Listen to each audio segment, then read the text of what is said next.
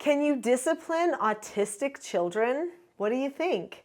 I'm Nicholeen Peck, and I teach all over the world about parenting, good communication, how to build strong family bonds, child development, and education, all through the lens of the principle self-government. In this video, we're talking about autistic children and discipline.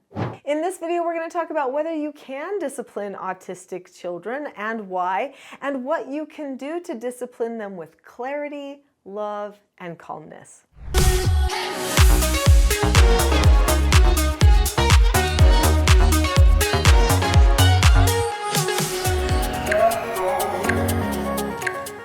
Can you discipline autistic children? The answer is yes.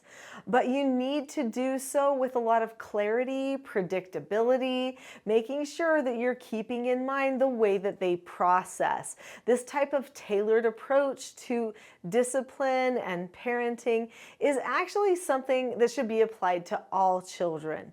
If you are pre-teaching ahead of time what is expected in your parenting, in the behavioral interactions that you're going to be having with your children, whether they're autistic or not, you're actually going to have more success. But there are certain things with autistic people that you need to keep in mind. Sometimes your children have higher levels of anxiety when they're autistic. Again, the pre-teaching is going to be very helpful if you're dealing with higher levels of anxiety. Sometimes there's that rigid thinking, that wanting to stick to the schedule or the way that we've always done things. There's a little bit less of an ability to adapt to changing situations. Sometimes there's comfort levels that seem very hard to get out of. Those types of things are going to be things that you will be navigating as you are working through parenting with your autistic child.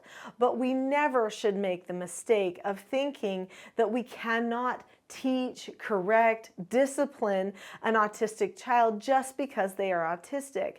If they get coddled and babied and they don't get corrected or instructed, actually that person is now at a disadvantage for their entire life. Just because a person is on the spectrum does not mean that they aren't going to have to socially interact and be able to socially succeed with everybody else. Now, I know social skills are a little bit more difficult to learn and master when your brain is an autistic brain. However, that doesn't mean that we can't take steps in those directions and that we can't also learn self-mastery. This channel is called the Teaching Self-Government channel. It's all about learning self-mastery over yourselves, and it has been tried and tested with all different types of neurodiversities for many, many years now. For multiple years, I took in troubled teens. They lived with me and my biological children, my family, for a number of years, and almost all of the teens that came into my home had one or more neurodiversities. And this was the type of system that we used for them. We were so successful that people started making movies about our family, asking us to be on television programs and to write books. So it has been proven even publicly on TV, but there are also thousands and thousands of families all over the world who have put the same principles and skills of self-government on this channel and that we'll be talking about in this videos to the test, many of them with autistic children. I teach people to train others in teaching self-government. So I teach mentors who get certified so that they can teach self-government to other people. One of my mentors has 4 children and all of her children are autistic. Her husband is also autistic, so she is the only person in her family that is not autistic. Well, she invited me to come to her home and to do a special visit with her family, a special training. She was so worried that maybe they wouldn't be able to implement this without a little bit more hands-on. Well, she was actually super surprised at how well her family was able to adopt the skills and principles of self-government and learn self-mastery. Her most severe child, who actually had outbursts on a regular basis, who would have complete meltdowns due to anxiety and the inability to communicate and to process in a way that could keep her calm, is actually now one of the best people at self-mastery in her family. I saw this child struggle and struggle when I was visiting in their home with regulation and with communication. And now this child is functioning as if she didn't have autism in so many ways. And this is all because she learned the freedom that comes with self-government. So let's talk about what that looks like for you as you're developing a system of discipline, family communication, and correction that will be conducive to everyone in your household, but also to your autistic family members. Autistic people thrive on calmness and consistency. At the end of this video, I'm going to be giving you a special gift for calmness, so watch for that. It should help you as you start your teaching self-government journey. But consistency is another really important thing to talk about. Consistency is the main thing that sets apart really effective parenting with that haphazard kind of parenting where everyone's just emotionally surviving because it's changing all the time. A really wise parent determines, even if they're a live-in-the-moment type person, how they will correct their children, how they will teach their children and instruct them so that they can stick to the same script every time. When it comes to having autistic children, this is even more important.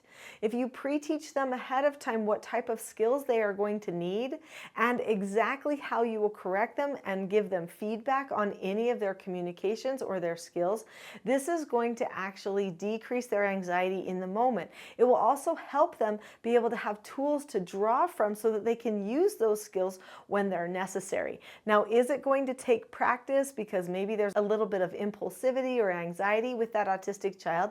Yes, of course. But if you pre-teach it ahead of time, now their brain can hold on to it as kind of a brain comfort object. And then when the real time comes where they need to use that skill, they're much more likely to draw from that because they've already learned it ahead of time. A big part of consistency is scripts. Now, every person has scripts that they already use, that they've taught themselves or they learned from their parents or other people. We're all programmed. We're all robots. So if our scripts are not working to help a person learn self-regulation, or if they're changing all the time, it could be that we need to reprogram ourselves. Autistic thinkers love to program themselves. They love predictability, and so scripts are your friend. In the Teaching Self-Government Parenting approach to parenting, there are 4 key scripts called the 4 basic skills of self-government. These children's books each teach one of those 4 basic skills, which are following instructions, accepting no answers and criticism, accepting consequences, and disagreeing appropriately. Each one of these skills has steps associated with it. And once a person learns each of the steps for each specific skill, that actually takes care of 99% of all of their behavioral problems. So let's just learn, for instance, the steps to one of the basic skills. Maybe we should pick this skill from the book Porter Earns a Quarter. The skill that's taught in this book is the skill accepting no answers and criticism. When a person learns to accept no answers and criticism, they look at the person or the situation, they keep a calm face, voice, and body, they say okay or ask to disagree appropriately, and then they drop the subject. Now, dropping the subject for a person who might be a little bit more anxious or rigid in their thinking can be difficult, but it also can be learned because it makes sense that we should be able to do that. And for most autistic people, they can make the jump to the new behaviors if it makes sense. I would teach this skill ahead of time and then explain if you don't drop the subject, if you keep nagging, pouting, talking about it again and again, then I will do a correction. And I will teach them exactly the words that I will use to do a correction. The words to doing a correction are contained in this book here, Parenting a House United, and there's a lot of training on how to do that and how to navigate the very difficult, out-of-control behaviors in my course, the TSG Parenting course on my website, teachingselfgovernment.com. I would like to share a story about my friend Elizabeth. 12 years old was the time of this story. 12-year-old Elizabeth was at the zoo with her family when suddenly the plan changed. Now, Elizabeth is autistic, and I would say that she is definitely a little bit more high anxiety autistic. So when the plan changed and her rigid thinking couldn't handle the adjustment, she started to have a meltdown.